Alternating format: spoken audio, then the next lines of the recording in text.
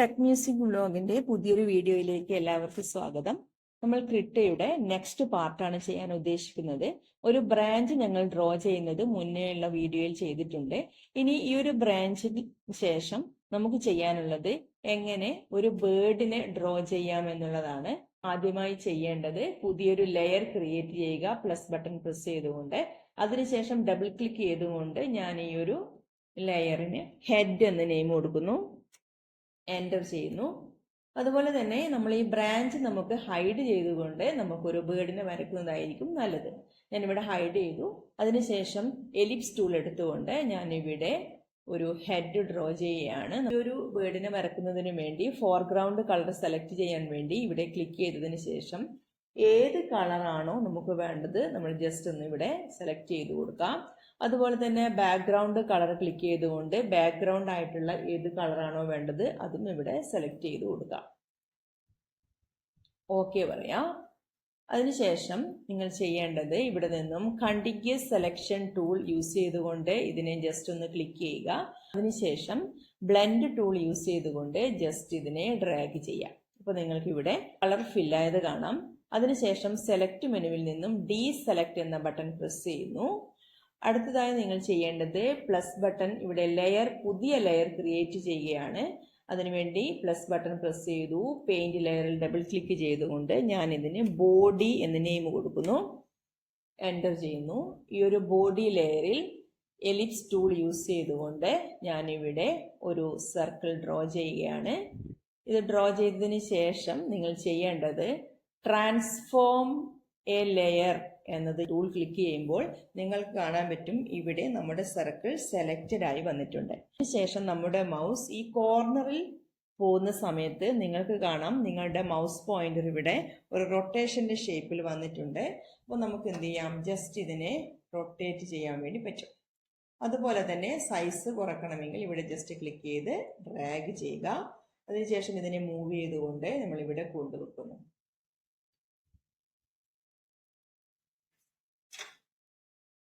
ഇത്രയും ചെയ്തു കഴിഞ്ഞാൽ നമ്മുടെ ബോഡി പാർട്ട് സെറ്റ് ആയിട്ടുണ്ട്. ഇനി കളർ ഫില്ല് ചെയ്യുന്നതിന് വേണ്ടി ഞാൻ ഇവിടെ നിന്നും ബാക്ക്ഗ്രൗണ്ട് കളർ എന്ന സെക്ഷനിൽ ഒരു ഗ്രീൻ കളറാണ് കൊടുക്കുന്നത്. അപ്പോൾ ബാക്ക്ഗ്രൗണ്ട് ക്ലിക്ക് ചെയ്തതിന് ശേഷം ഇവിടെ നിന്നും ഗ്രീൻ കളർ സെലക്ട് ചെയ്യുക, ഓക്കെ പ്രസ് ചെയ്യുക. ഇവിടെ നിന്നും കണ്ടിന്യൂസ് സെലക്ഷൻ ടൂൾ ക്ലിക്ക് ചെയ്തുകൊണ്ട് ജസ്റ്റ് നമ്മുടെ ബോഡിയിൽ ക്ലിക്ക് ചെയ്യുന്നു. അതിനുശേഷമാണ് ബ്ലെൻഡ് ടൂൾ യൂസ് ചെയ്തുകൊണ്ട് ഡ്രാഗ് ചെയ്ത് ഇതിനെ വരയ്ക്കേണ്ടത്. അപ്പോൾ നിങ്ങൾ കാണാൻ പറ്റും രണ്ട് കളർ മിക്സ് ചെയ്ത് ഇവിടെ വന്നിട്ടുണ്ട്. ഇനി അടുത്തതായി പുതിയൊരു ലെയർ ക്രിയേറ്റ് ചെയ്യുന്നു. ബീക്ക് എന്ന നെയിം കൊടുക്കുന്നു, ജസ്റ്റ് എൻ്റർ പ്രസ് ചെയ്യുന്നു. അതിനുശേഷം ബെസിയർ കേർവ് ടൂൾ യൂസ് ചെയ്തുകൊണ്ട് ഞാനിവിടെ ബീക്ക് വരയ്ക്കുകയാണ്. നിന്നും റെഡ് കളർ സെലക്ട് ചെയ്തുകൊണ്ട് ഇവിടെ ക്ലിക്ക് ചെയ്യുന്നു. ഇനി നെക്സ്റ്റ് നമുക്ക് ചെയ്യേണ്ടത് ഒരു ലെയർ ക്രിയേറ്റ് ചെയ്യുക.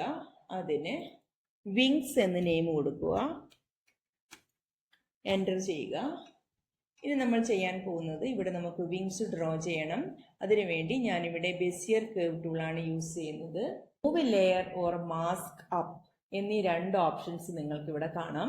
ഇത് ഇമ്പോർട്ടൻ്റ് ആയിട്ടുള്ള ഒരു ഓപ്ഷനാണ്. ഈ ഒരു വിങ്സിനെ, ഈ ലെയറിനെ പിന്നിലേക്ക് കൊണ്ടുപോകുന്നതിന് വേണ്ടി മൂവ് ലെയർ എന്നത് ക്ലിക്ക് ചെയ്യുന്നു. അപ്പോൾ നിങ്ങൾക്ക് കാണാം ഈ ഒരു വിങ്സ് പോലെയായി വന്നിട്ടുണ്ട്. അതിന് നമ്മുടെ കണ്ടിന്യൂസ് സെലക്ഷൻ ടൂൾ എടുത്ത് ഇതിനെ ക്ലിക്ക് ചെയ്യുന്നു. അതിനുശേഷം ബ്ലെൻഡ് ടൂൾ എടുത്തിട്ട് ഇതിനെ ഒന്ന് ഡ്രാഗ് ചെയ്ത് വരയ്ക്കുകയാണ് ചെയ്യുന്നത്. ഡീസെലക്ട് ഓപ്ഷൻ സെലക്ട് ചെയ്യുന്നു. അടുത്തതായി നമുക്ക് പുതിയൊരു ലെയർ ക്രിയേറ്റ് ചെയ്യണം. അതിനുവേണ്ടി പ്ലസ് ബട്ടൺ പ്രസ് ചെയ്തുകൊണ്ട് പുതിയ ലെയർ ക്ലിക്ക് ചെയ്യുന്നു. ഈ ഒരു ലെയറിനെ മുന്നിലോട്ട് കൊണ്ടുപോകാൻ വേണ്ടി നമുക്ക് ഇവിടെ മൂവ് ലെയർ എന്ന ഓപ്ഷൻ ഉണ്ട്. നമുക്ക് മുന്നിലേക്ക് കൊണ്ടുപോകാം. ടെയിൽ എന്ന നെയിം കൊടുക്കുന്നു, എൻ്റർ ചെയ്യുന്നു. ഇനി നമുക്ക് ടെയിൽ ഡ്രോ ചെയ്യുന്നതിന് വേണ്ടി ബെസിയർ കേർവ് ടൂൾ യൂസ് ചെയ്തുകൊണ്ട് ജസ്റ്റ് ക്ലിക്ക് ചെയ്ത് ഞാനിവിടെ ഫിൽ കളർ യൂസ് ചെയ്തുകൊണ്ട് ക്ലിക്ക് ചെയ്യുന്നു. ഓക്കെ, ഇനി നമുക്ക് അടുത്തതായി പുതിയൊരു ലെയർ ക്രിയേറ്റ് ചെയ്തുകൊണ്ട് ലെഗ് എന്ന് നെയിം കൊടുക്കുന്നു, എൻ്റർ ചെയ്യുന്നു. അതിനുശേഷം ലെഗ് ഡ്രോ ചെയ്യുന്നതിന് വേണ്ടി ഞാൻ ഇവിടെ നിന്നും ബ്രഷ് ടൂൾ സെലക്ട് ചെയ്തുകൊണ്ട് ഇവിടെ കാണുന്ന ഒപ്പാസിറ്റി സൈസ് എന്ന ഓപ്ഷനിൽ സൈസ് ഓപ്ഷനിൽ ജസ്റ്റ് ഒന്ന് ഡ്രാഗ് ചെയ്യുന്നു. ഇവിടെ ഇതുപോലെ ഡ്രാഗ് ചെയ്ത് ഞാൻ വരയ്ക്കുകയാണ്. അടുത്തതായി പുതിയൊരു ലെയർ ക്ലിക്ക് ചെയ്തുകൊണ്ട് ഞാൻ ഐ എന്ന് നെയിം കൊടുക്കുന്നു, എൻ്റർ ചെയ്യുന്നു. എലിപ്സ് ടൂൾ യൂസ് ചെയ്തുകൊണ്ട് ജസ്റ്റ് ഒരു ഐ ഇവിടെ ഡ്രോ ചെയ്യുന്നു. അതിന് ഇൻസൈഡ് ഒരു കളർ കൊടുക്കുന്നു. ഫിൽ ടൂൾ യൂസ് ചെയ്തുകൊണ്ട് ഇൻസൈഡിലൊരു കളർ കൊടുക്കുന്നു.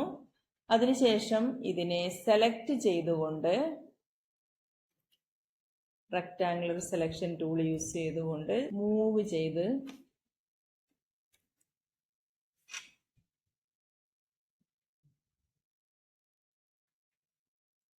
റെക്ടാങ്കുലർ സെലക്ഷൻ ടൂൾ യൂസ് ചെയ്തുകൊണ്ട് ഇതിനെ ഡ്രാഗ് ചെയ്യുന്നു.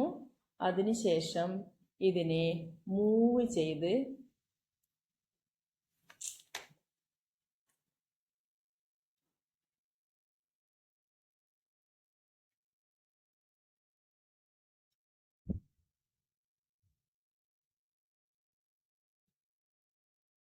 അതിനുശേഷം ഇവിടെ നിന്നും മൂവ് ടൂൾ യൂസ് ചെയ്തുകൊണ്ട് ഇതിനെ ഡ്രാഗ് ചെയ്ത് ഐയുടെ പൊസിഷനിൽ കൊണ്ടുവെക്കുന്നു. ഡീസെലക്ട് എന്ന ബട്ടൺ പ്രസ് ചെയ്യുക. ഒരു ബേർഡിൻ്റെ എല്ലാ പാർട്സും ലെയേഴ്സ് യൂസ് ചെയ്തുകൊണ്ട് ഞങ്ങളിവിടെ വരച്ചിട്ടുണ്ട്.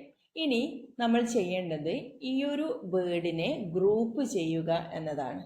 അതിനുവേണ്ടി ഞങ്ങൾ ചെയ്യേണ്ടത് ആ ലെയേഴ്സും നമ്മൾ സെലക്ട് ചെയ്യണം. ഷിഫ്റ്റ് കീ പ്രസ് ചെയ്തുകൊണ്ട് എല്ലാ ലെയറിനെയും ഞാനിവിടെ സെലക്ട് ചെയ്യുകയാണ്. മൗസ് റൈറ്റ് ക്ലിക്ക് ചെയ്തുകൊണ്ട് ഗ്രൂപ്പ് എന്ന ഓപ്ഷനിൽ ക്ലിക്ക് ചെയ്തുകൊണ്ട് ക്വിക്ക് ഗ്രൂപ്പ് എന്നതാണ് സെലക്ട് ചെയ്യേണ്ടത്. അപ്പോൾ തന്നെ നിങ്ങൾക്കിവിടെ കാണാൻ പറ്റും ഗ്രൂപ്പ് 1 എന്ന പുതിയൊരു ലെയർ ഇവിടെ ക്രിയേറ്റ് ചെയ്തിട്ടുണ്ട്.